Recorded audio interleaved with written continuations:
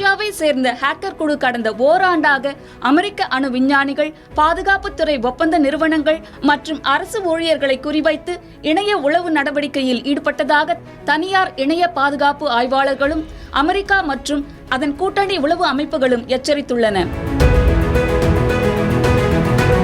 இவர்களின் முக்கிய இலக்கு நியூக்ளியர் ஃபியூஷன், அதாவது அணு இணைவு தொழில்நுட்பம் தொடர்பான ஆராய்ச்சிகள் மற்றும் உக்ரைன் போரில் ரஷ்யாவுக்கு உதவக்கூடிய ராணுவ கொள்கை சார்ந்த தகவல்களை பெறுவதாக கூறப்படுகிறது.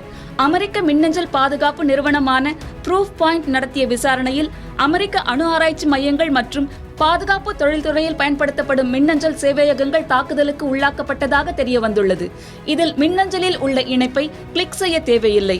பாதிப்புக்குள்ளான மின்னஞ்சல் அமைப்பில் ஒரு மின்னஞ்சலை திறப்பது மட்டுமே போதும். இதன் மூலம் அங்கீகரிக்கப்படாத சாஃப்ட்வேர் அணுகலை ஹேக்கர்கள் பெற்றதாக அதிகாரிகள் தெரிவித்துள்ளனர்.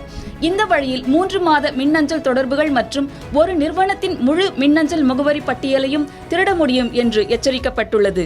அமெரிக்கா மற்றும் 12க்கும் மேற்பட்ட கூட்டணி நாடுகளின் பாதுகாப்பு அமைப்புகள் வெளியிட்ட அறிவிப்பில் இந்த ரஷ்ய உளவு நடவடிக்கை முதலில் உக்ரைனில் சோதனை செய்யப்பட்டு பின்னர் நாட்டோ நாடுகளுக்கு விரிவுபடுத்தப்பட்டதாக கூறப்பட்டுள்ளது.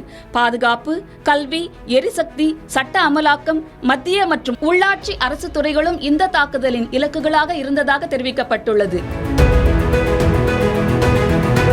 ரஷ்ய இணைய அச்சுறுத்தல் குழுக்கள் முதலில் உக்ரைனை சோதனை தளமாக பயன்படுத்தி பின்னர் மேற்கத்திய நாடுகளை குறிவைக்கும் போக்கு அதிகரித்து வருவதாக அதிகாரிகள் எச்சரித்துள்ளனர். இந்த குழுவை சேர்ந்ததாக சந்தேகிக்கப்படும் ஒரு ரஷ்ய நபர் கடந்த ஆண்டு தாய்லாந்தில் கைது செய்யப்பட்டு பின்னர் அமெரிக்காவுக்கு ஒப்படைக்கப்பட்டார்.